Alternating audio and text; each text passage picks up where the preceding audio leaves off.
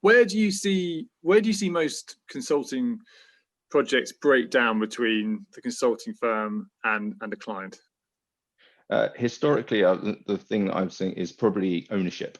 And that's because there's a feeling within an organization that you bring in a consultant as an expert and hand over the reins for that transformation and that change to that organization.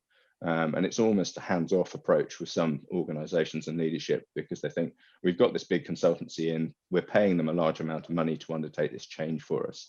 And it's a bit, in my view, like undertaking weight loss.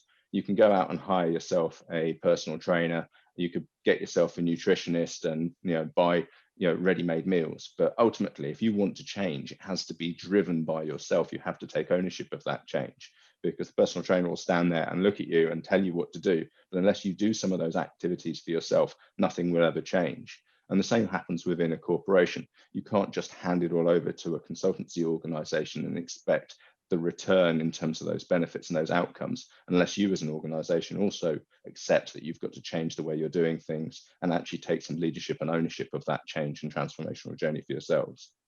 Right, and from your approach, how do you counter some of those problems?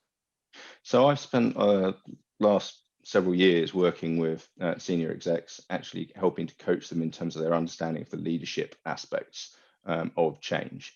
So how to communicate to their subordinates and to those business units, and to gain that buy-in and that trust from across the organization. So the first step, obviously, is getting an understanding of why they need to change. And that why isn't necessarily the corporate message.